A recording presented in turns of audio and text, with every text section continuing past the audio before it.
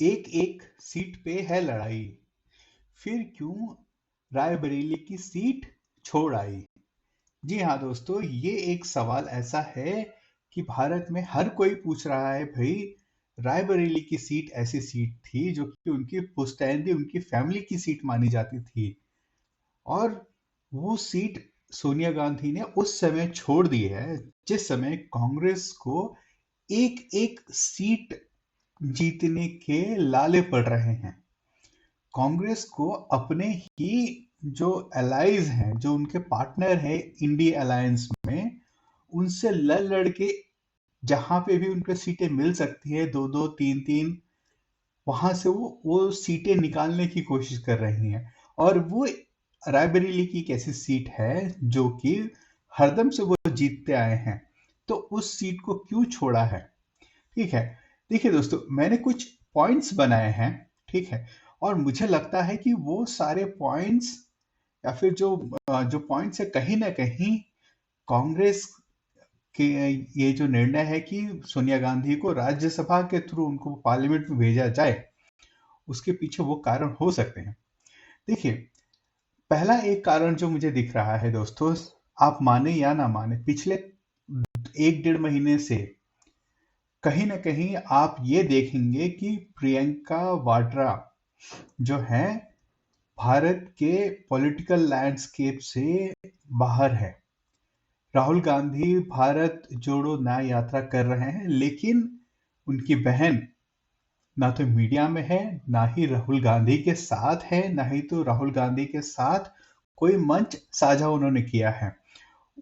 उसके ऊपर से आचार्य प्रमोद कृष्णन, जो कि माने जाते थे कि वो प्रियंका गांधी के एडवाइजर या फिर उनका पक्ष रखने वाले नेता थे, उन्हें पार्टी से बाहर निकाल दिया गया है। ठीक है, ये एक और है।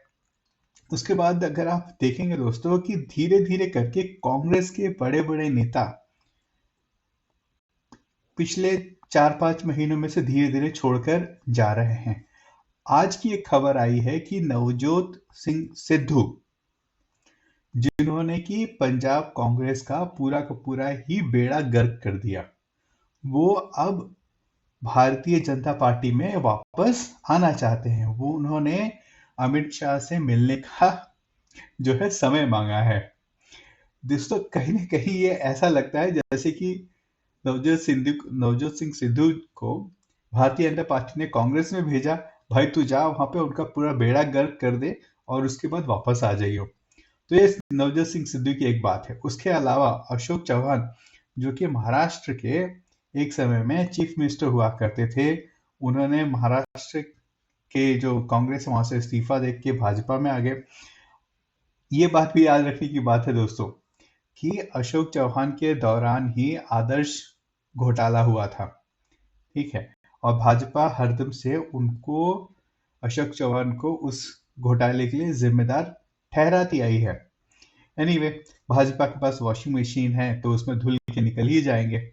इसके बाद दोस्तों, आप अरुणाचल प्रदेश, जिस जगह से राहुल गांधी ने अपनी भारत जोड़ो न्याय यात्रा शुरू नहीं की, वहां के 4 एमएलए जो कांग्रेस के थे, वो सब के सब एनडीए या फिर भाजपा में शामिल हो गए।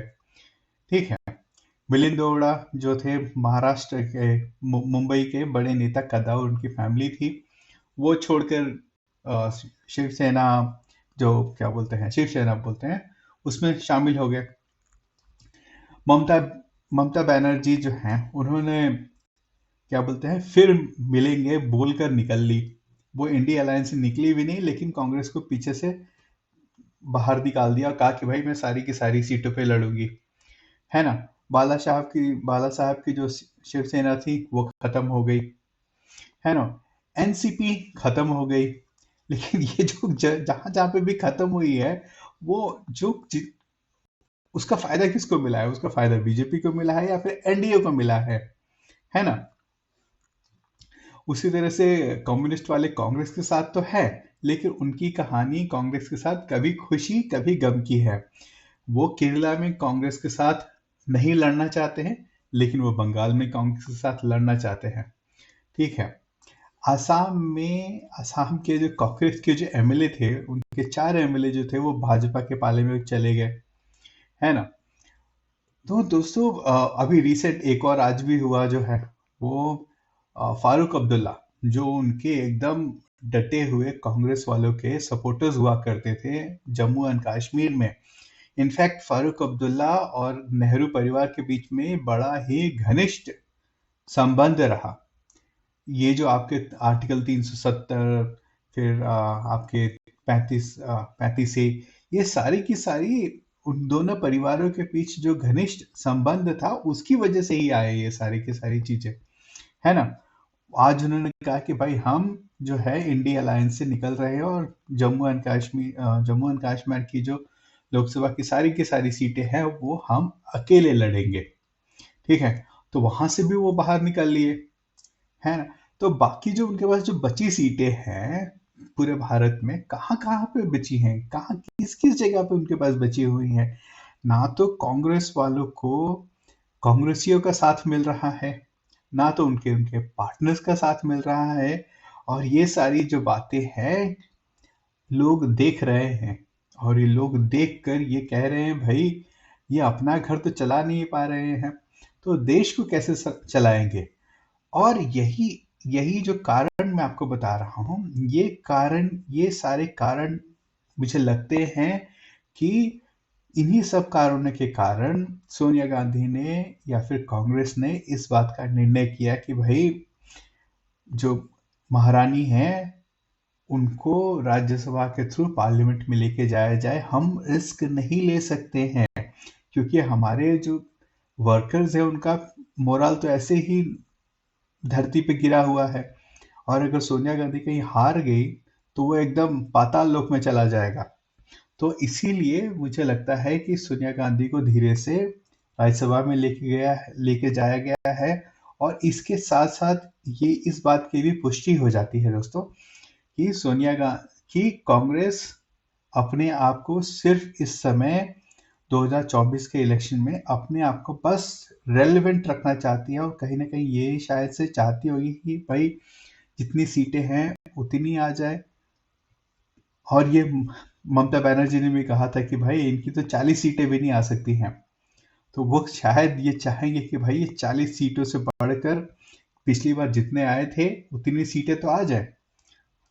तो दोस्तों मेरा तो यही एनालिसिस था, और अगर आपको कुछ अलग लगता है तो वीडियो में कमेंट कर कर अवश्य ही बताएं।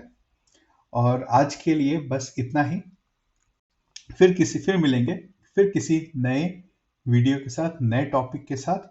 अगर आपको वीडियो अच्छी लगे तो वीडियो को लाइक, शेयर एंड सब्सक्राइब अवश्य करें। बहुत बहुत धन्यवाद दोस्तों।